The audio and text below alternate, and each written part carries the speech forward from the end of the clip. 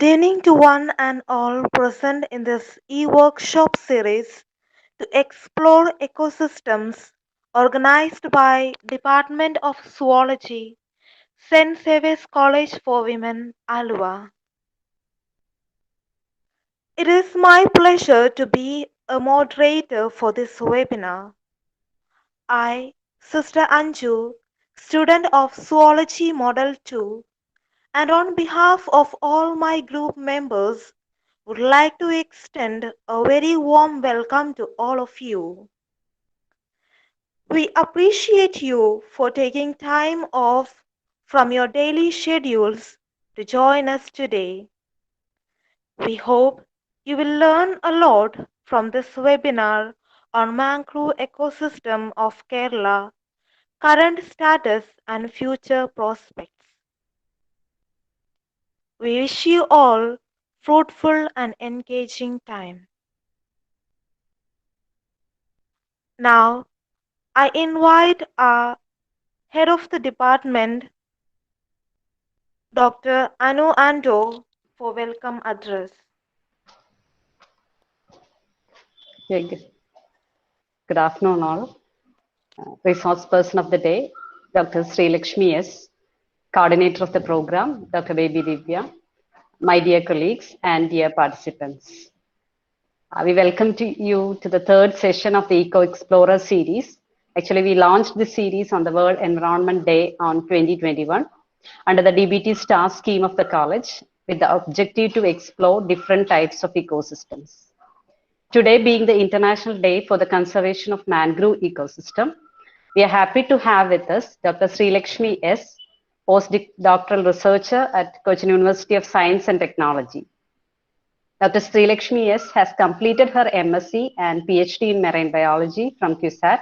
Her PhD thesis was on floristic structure, zonation, and diversity pattern of major mangrove ecosystems of India. She is a recipient of prestigious awards and fellowships, particularly the Kairali Gaveshaka Puraskaram in Biological Sciences in 2019-20, instituted by the Kerala state government. She is an experienced mangrove ecologist and has been part of many scientific research projects pertaining to the mangrove ecosystems of India. She has publications in reputed international journals and has authored many books and popular articles.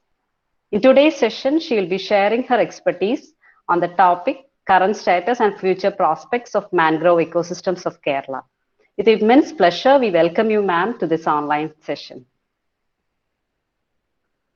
I welcome the coordinator of the program, Dr. Baby Divya, and my dear colleagues and participants to this session. Hope this day raise awareness of the importance of mangrove ecosystems as a unique, special, and vulnerable ecosystem. We have to promote solutions for their sustainable management, conservation, and uses.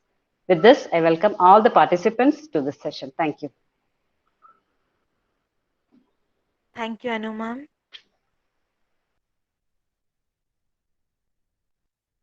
Mangrove forests make up one of the most productive and biological diverse ecosystem.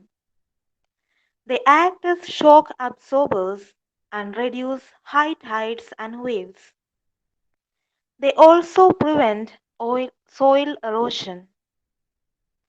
July 26th is a day dedicated to promote the importance of mangrove forest and its protection. On this day, we are delighted to have an eminent, appropriate, and an intelligent personality to be our resource person of this webinar.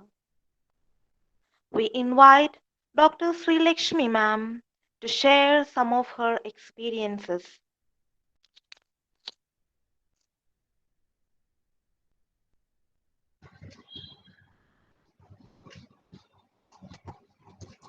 Thank you, and a very good afternoon to all of you.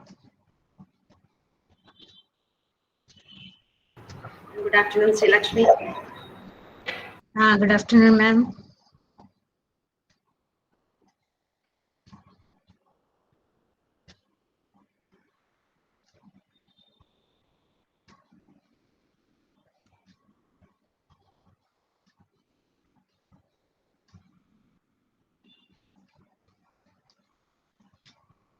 Could you able to see my slides?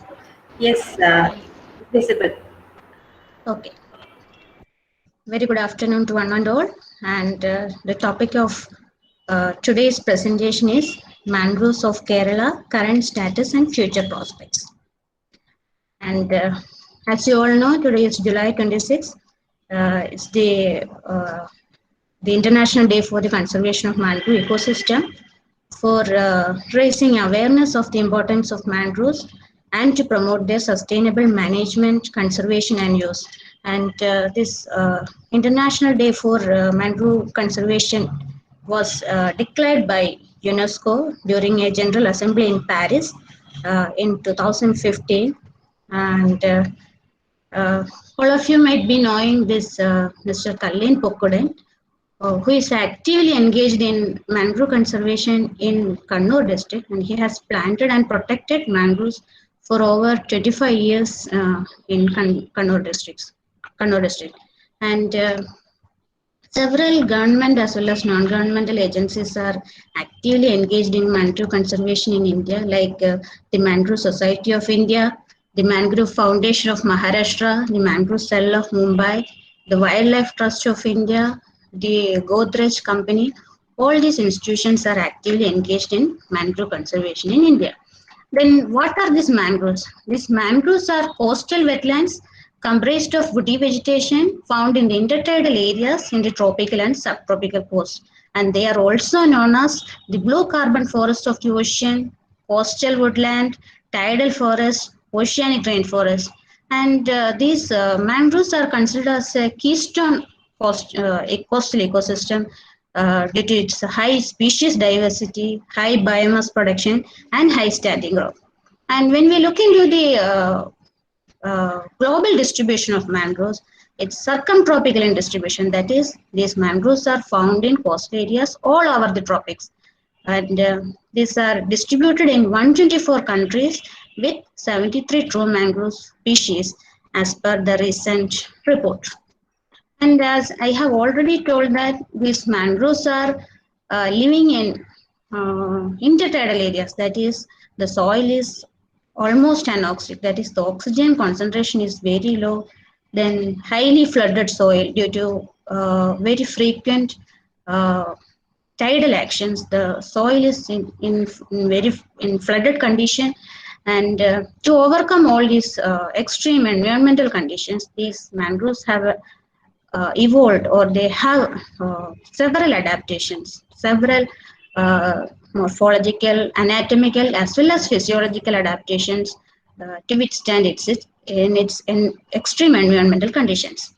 And here we can see the Sonaracea and the Avicennia species. All these species have pneumatophores. These pneumatophores are otherwise known as breathing roots. These roots, this is a modification of its root, and these roots are growing upwards so that they can trap oxygen for respiration. Similarly, Bruguiera has knee roots, Exocaria has plank roots, Xylocarpus has buttress roots, Rhizophora has stilt roots. All these roots are very strong so that they can withstand in this high waves and tides. And these mangroves are living in extreme saline conditions. Some of these mangroves are living in extreme saline condition, and to cope up with this saline condition, they have several halophytic adaptations like salt excretion. This Avicennia and Aegysera species, they are showing salt excretion. That is, they will excrete salt through their leaves. And some species like Rhizophora mucronata, they exclude salt through their root tips. That the cortical cells at the root apex has a mechanism for ultrafiltration. Through this ultrafiltration mechanism, they will exclude salt and absorb the fresh water. And the Exocaria agalloca species will accumulate salt in their cells.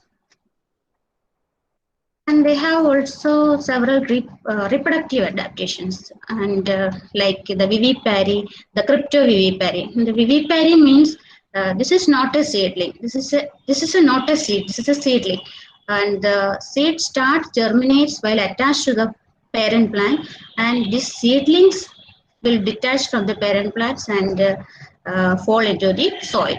And cryptovivipary means this is the fruit of the plant, and the seed remains in the fruit and starts germinating. And these seeds will remain inside the fruit until this fruit will detach from the parent plant. And when we look into the mangroves of India, it is unique in several aspects like the species diversity and the spatial distribution. And in India, as per the recent forest survey report, in India, we have a mangrove cover of 4,975 square kilometer, and it is the third largest mangrove forest of the world. And we have 46 true mangrove species, and highest mangrove cover was observed in East Coast than West Coast. And the most extensive mangroves were found in Sundarbans in West Bengal, followed by Gujarat and Andaman and Nicobar Islands. And these unique ecosystems, these mangrove ecosystems are providing several ecosystem or ecological service for the benefits of mankind. And first one is the wood.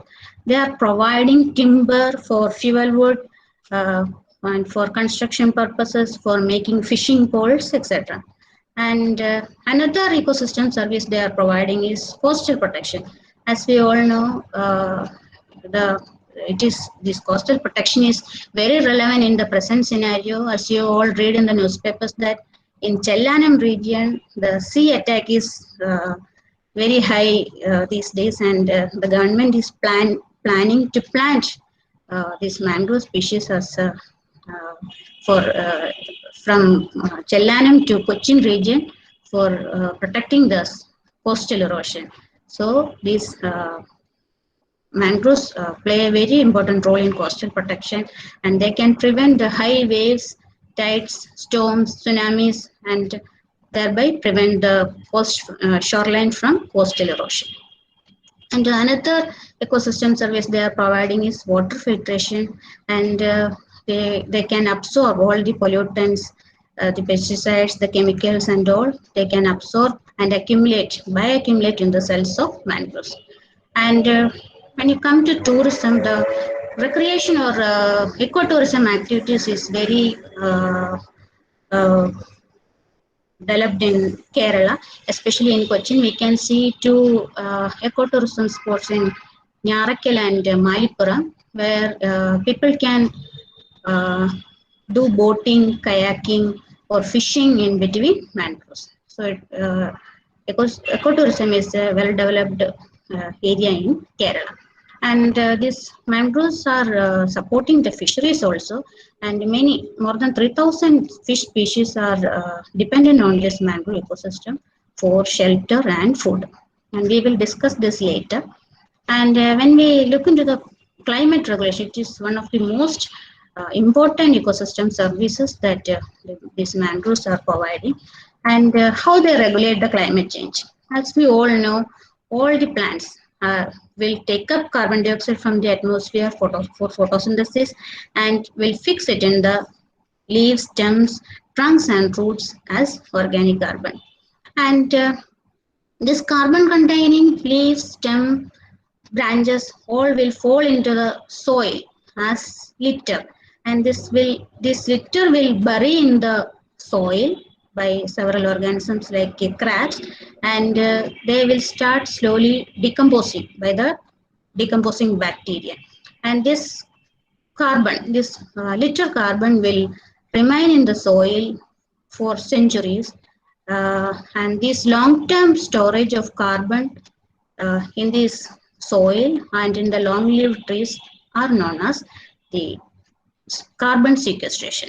And this will remain, the stored carbon or the buried carbon will remain in storage until it is disturbed by some human activities or by some natural activities.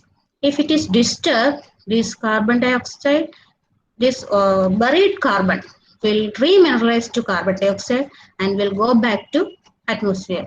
So what we need to do is we have to preserve or we have to protect the existing mangroves so that this we do not disturb this vast quantities of carbon which is stored in the mangrove ecosystem. And how these mangroves enhance fisheries? As I already told, these mangroves enhance fishery production by providing food and shelter. And these mangrove forests are highly productive, which is a production level higher than that of tropical terrestrial forest. And these leaves and woody matter, that is the detritus, form the key components in marine food chain that supports capture fisheries. And the decomposers in the detritus will process the leaves and the detritus into more palatable fragments for other consumers like fishes. And these mangroves roots and trunks are also providing substratum for oysters. And their roots trap fine soil particles, producing soft soils that are suitable for mollusks and crustaceans to burrow in.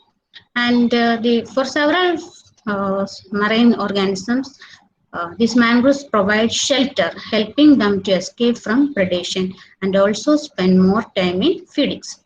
And driven by these nutritional and physical advantages, many marine species use mangroves to spend their early life up to juveniles before heading to offshore environments.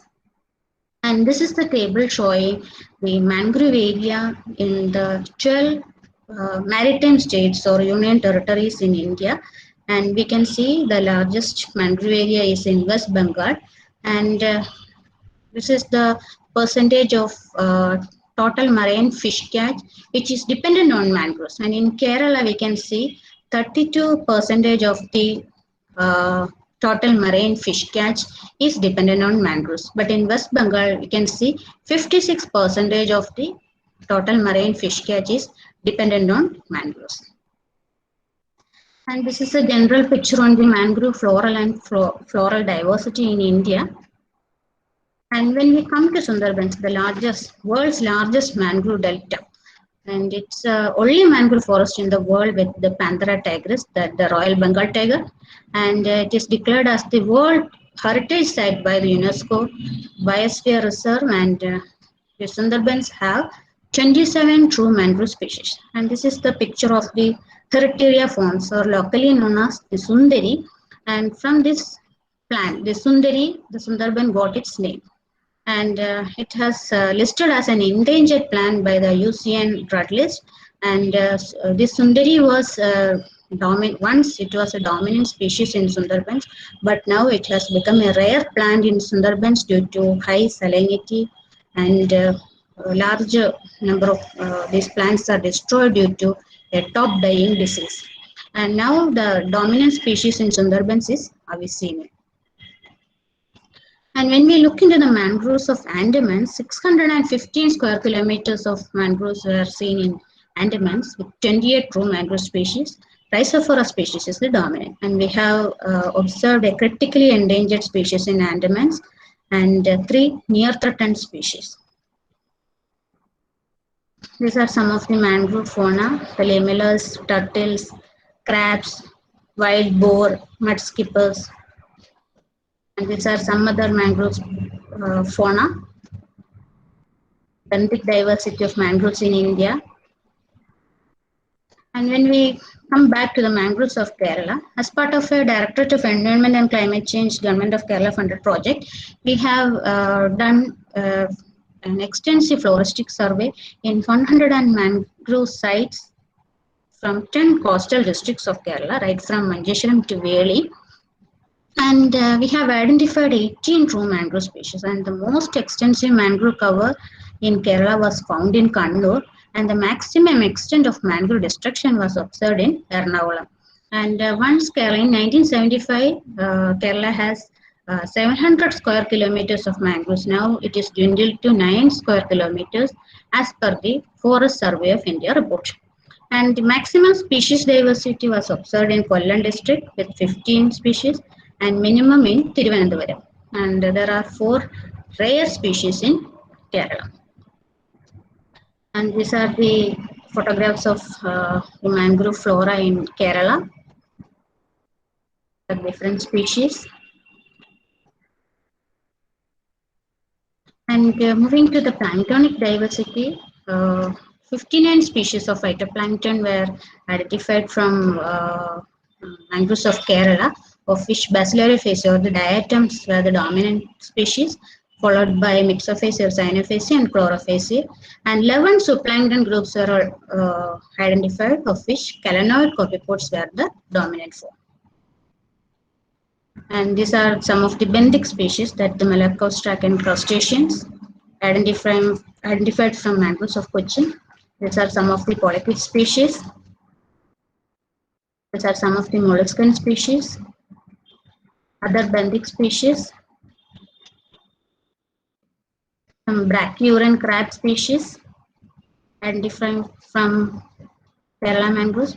And my colleagues in CUSAT has identified two new species of crab. Two new species, one crab that is Pseudosesarma glabrum, and one amphipod species Victoriapsa cusatensis, and this species is named after our university CUSAT. And if you need more information on these new species, you can download these articles published in Zootaxa.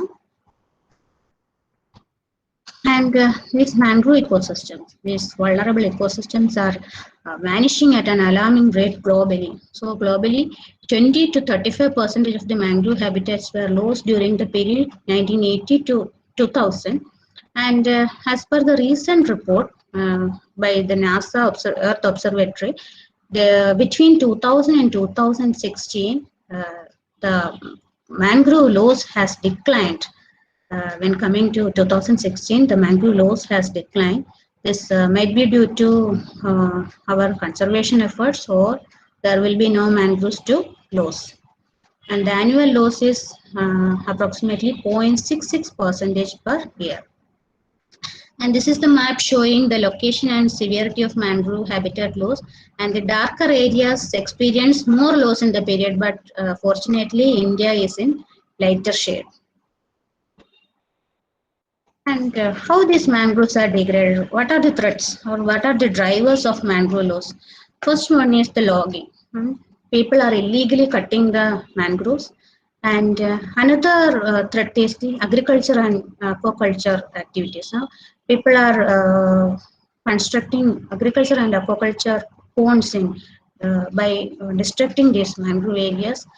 And another thing is pollution. People consider these mangrove areas as a wasteland. They are putting all the waste in these ecosystems, so that these mangrove habitats are heavily polluted with the pesticides, heavy metals, plastics, and all. And all this will change or will make the water quality very poor, so that the biodiversity, which in turn badly affects the biodiversity of mangrove ecosystem. Another important threat is the coastal development. So urbanization as well as several developmental activities are happening in these coastal areas, so that these coastal ecosystems are degraded heavily. Another thing is the climate change induced sea level rise. And the climate change induced processes like sea level rise are expected to exacerbate the mangrove degradation in the future.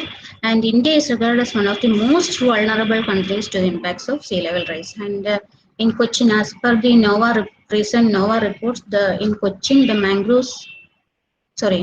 the sea level rise is 1.54 millimeter per year, and the projected sea level rise is 100 to 200 meter in Kerala over the next 100 years. And how this sea level rise will affect the mangroves? And if the sea level rise, the mangroves will shift landward and expand this area towards the land. But however, in Kerala, the land margins of estuaries and backwaters are limited due to human encroachment, so that no scope for further expansion of mangroves eventually led to the decrease in the mangrove area. And when we look into the mangrove destruction of Kerala, once I have already told, once in 1986, Kerala had 700 square kilometers of mangroves, was now dwindled to 9 square kilometers. That means more than 95% of the mangroves has been lost during the past 3 decades. And these are the mangrove degradation which we came across during our mangrove survey in Kerala. And mangrove in Kerala, when compared to other districts, mangrove destruction is very high in Ernakulam for various developmental projects like International Container Terminal in Vallarpadam, LNG Terminal in Puduvaipur, several residential projects in the suburban areas of Kochi, construction of roads and bridges under the Goshri Island Development Project, proposed International Cricket Stadium at Kochi, establishment of oceanarium by Fisheries Research Station Puduvaipur, and these are photographs for some of the mangrove destruction in Kochi. But in 2004, the Kerala state government declared the 2.74 hectare area of mangroves in Mangalavaram Bird Sanctuary as a protected area, considering its importance in the life and voyage of migratory birds. This can be considered as a silver line in the mangrove conservation in Ernakulam. And there are several acts where mangroves are protected by several acts like the Forest Act, Wildlife Protection Act, Forest Conservation Act, Biological Diversity Act, and recently the Coastal Regulations on Notification has declared these mangroves and other coastal wetlands under the CRZ Category 1. But even though there are several acts, the environmental law enforcement in Kerala continues as a challenge. And with respect to Kerala, the mangroves are unique in the sense that more than half of the area is under private ownership, making conservation difficult. That the people, the owners, the private owners are not motivated enough as these mangrove ecosystems are not giving any direct economic benefit to them. So the Social Forestry Wing of the Department of Forest has done several restoration programs in Kerala, but these efforts were not successful in the state. And globally, most of the restoration efforts was not successful, was reported to be not successful. And how to make this mangrove restoration successful? And for that we have to adopt species preferred habitat restoration programs. That is, in India and particularly in Kerala, most of the rehabilitation or restoration efforts are based on monospecific plantation without considering the ecological conditions of habitat, hydrological regimes, and suitable species for planting. So after selecting the site for mangrove restoration, we have to monitor the environmental conditions like the salinity, the tidal flushings, and the soil texture. All these are very important before. After monitoring the environmental condition, we have to select suitable species which can thrive well or which can flourish well in that environmental condition. Then only the restoration will be successful. And after restoration, we have to monitor these habitats regularly. That is, we have to analyze the faunal diversity and the vegetation structure like the density, basal area, the species diversity, as well as the functional properties like primary productivity, carbon storage. All these things we have to monitor regularly in these restored habitats. And another thing is community-based mangrove management. This mangrove conservation or restoration will be successful only with the participation of the local communities or the mangrove dwellers. And we have also done a mangrove restoration program in Kochi. We have a nursery and currently there are two ongoing projects in Kerala. One is the Kannur Mangrove Mission. That is the former district collector of Kannur, Mr. Bal Kiran. He has done a comprehensive survey of mangroves in the district, and 236 hectares of mangrove area was declared as reserve forest for permanent conservation, and has started the process of acquisition of 486 hectares of mangroves from private owners. Another project is the Kannur Kandal project, which was carried out by the Wildlife Trust of India in partnership with the Apollo Tyres in Kannur district in Kunjimangala area to save the existing mangrove forest in Kannur district. And these are the news reports we have seen in recent days that the government of Kerala is actively involved in conserving these mangroves following the recent flooding and landslides as a cost-effective means of increasing resilience against the impact of hazard events. And governments in many countries are also recognizing the significance of significance of mangroves in coastal protection, and they are planning widespread restoration programs. And and what are the future prospects? And we have already seen that the extent of mangrove vegetation along Kerala coast has undergone severe loss due to anthropogenic as well as natural process. And these such localized losses are unaccountable, as most of the mangrove sites in Kerala lack authentic information on the present mangrove cover. So remote sensing and GIS can be used as an effective tools for the identification and mapping of mangrove ecosystem for the long-term management or conservation of this unique ecosystem. For that, we can use the ResourceSat list for data of ISRO, which has having high resolution. And one more thing is the recently available mangrove databases or atlas based on remote sensing data do not include the mangrove vegetation in Kerala. Not only Kerala, the mangroves of South India is not included in all these databases. So further studies will focus on this aspect to create a complete inventory of mangroves in Kerala. And for more read, you can download all these articles. And what is next? And we have to create awareness among the coastal population or the mangrove dwellers on the importance of the mangroves and need for the conservation of these mangroves. And second thing is to protect or conserve the existing mangroves. And third one is restore or rehabilitate the degraded mangroves.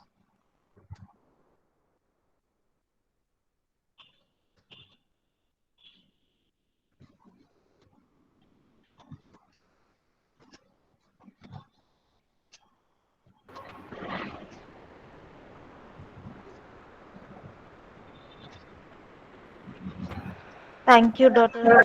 Srilakshmi ma'am, for this informative session. I'm Welcome. sure it will be a great help for us in future to create awareness and to protect mangrove system. Now the floor is open for discussion or ask questions.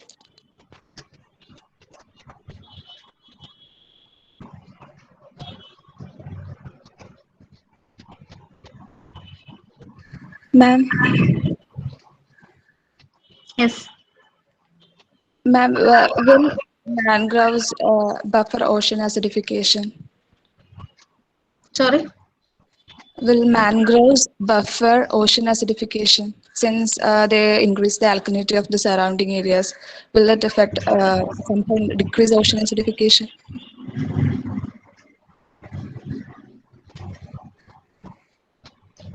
Sorry, I couldn't hear.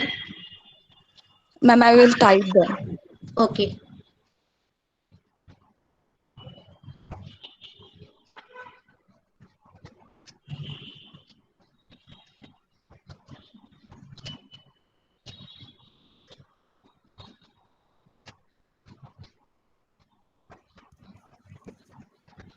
Good afternoon, ma'am. Okay. Good afternoon. Thank you, ma'am, for sharing such informative session. As you mentioned initially, the mangroves exhibit rich biodiversity, right, ma'am? Okay. So I would like to know, or my question regarding the protozoan diversity.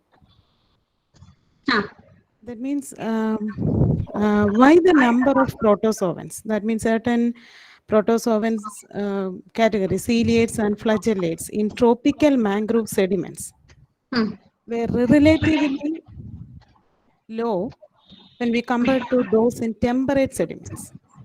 Is it question clear, ma'am? Yes, yes.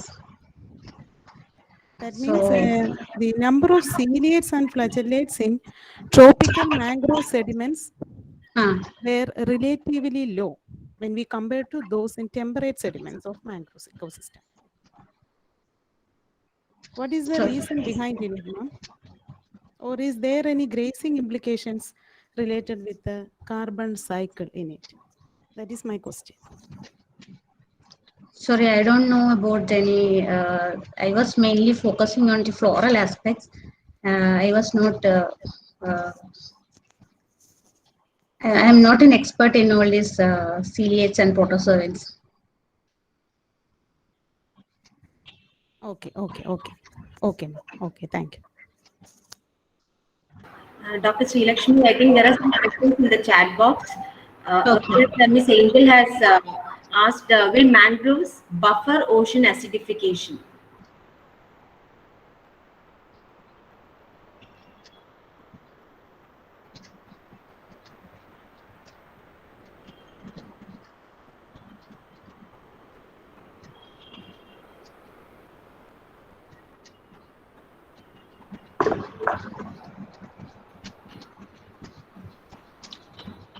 I think mangroves are just coastal vegetation.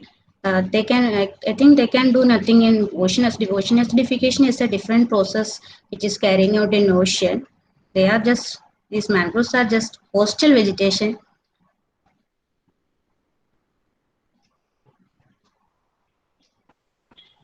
Okay, then there is another question in the chat box. How much percentages of carbon dioxide gas is absorbed by the mangrove than the tropical forest? By Mr. Rajamanikam. How much percentage of carbon?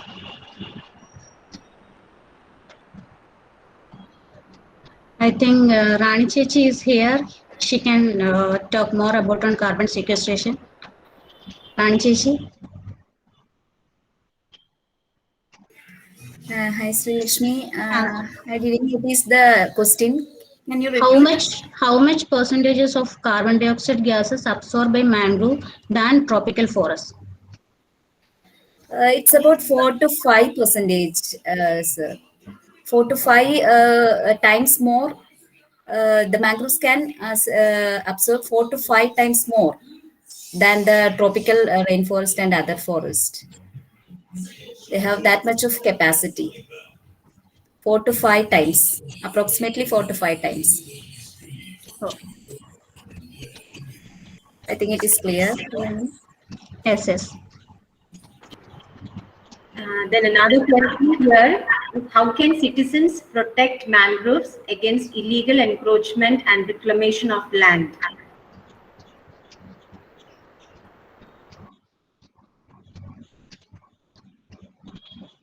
Yes, these mangroves are legally protected by several laws, as I have already told in the presentation. So, this encroachment, it is the police can file FIR for this illegal encroachment and illegal cutting of mangroves, and the reclamation of this mangrove forest for several other purposes. Citizen can inform the authorities.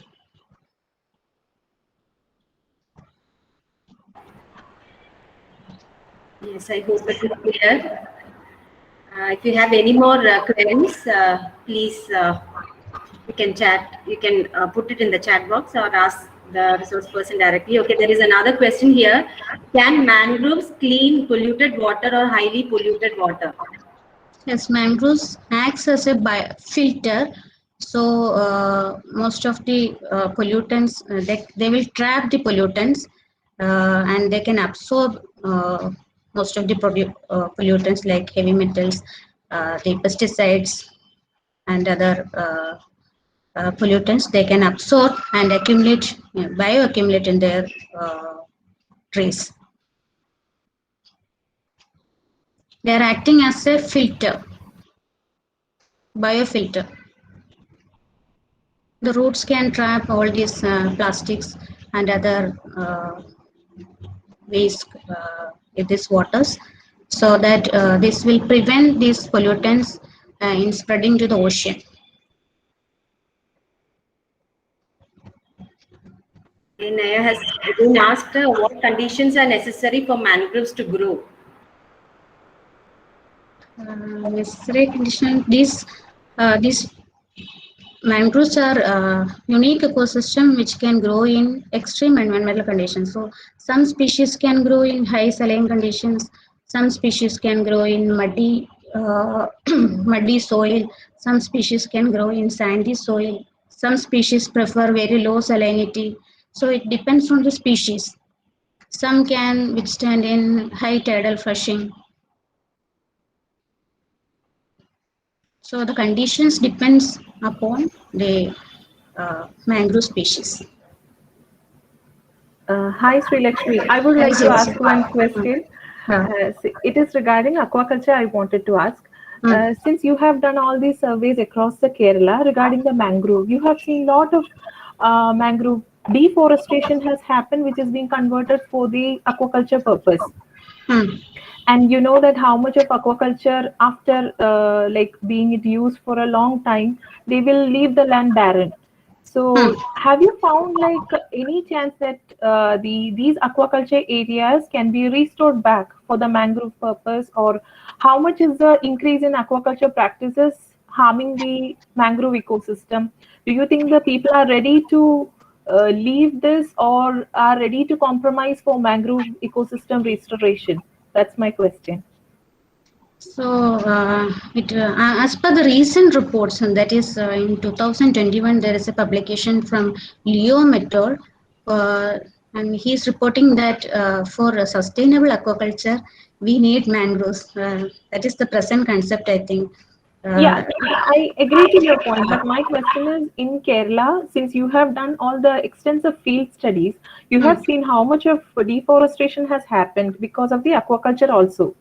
So such kind of areas, is there any initiative like the mangrove reforestation is happening in such kind of areas, or like the public or the common people are able to afford or they are able to compromise? Because aquaculture is a major threat for the mangrove ecosystem. Yes. Yeah, that's why I'm asking, like in Kerala, have you found in that kind of any change coming from aquaculture sector? No, we haven't met such incidents in Kerala, unfortunately. Okay, anyway, nice presentation. Happy to hear you. Thank you. Thank you, Jason. Yeah. Thank you, Jason.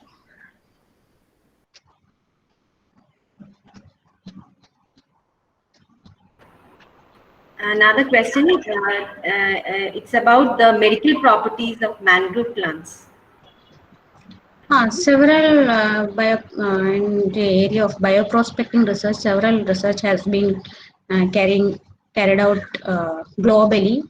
Several bioactive compounds are extracting from these mangrove species for several diseases. For diabetes, from Avicennia and from Acanthus and Avicennia and all, several bioactive compounds are extracting for diabetes and all. Several several researches are being carried out regarding the medicinal properties of these mangrove plants.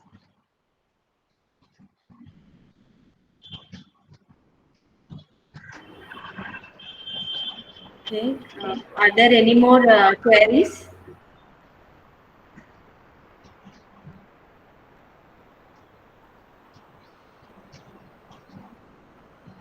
Okay. Then we will move ahead with the question. Sister Anju. Yes, Miss.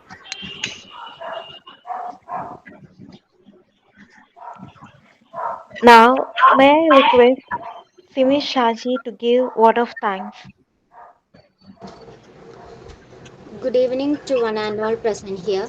Honorable Chief Guest Dr. Sri Lakshmi Ma'am, respected Anuvando Ma'am, Head of the Department Zoology, Faculty Coordinator Dr. Baby Divya Ma'am, and all the participants. It is such an honor for me to get the opportunity to thank you all dignitaries on the behalf of Zoology Department. I would like to express my gratitude to all esteemed delegates of the webinar for their presence and contribution to make this webinar a great success. I extend my gratitude to our Honorable Chief Guest, Dr. Sri Lakshmi Ma'am, for taking her valuable time from her busy schedule to grace this event. Thank you, ma'am, for the information that you shared. A special thanks to our Reverend Sister Joanna Xavier for providing immense support to make the webinar successful. I also thank Anu Anjo ma'am, head of the department, for organizing the webinar.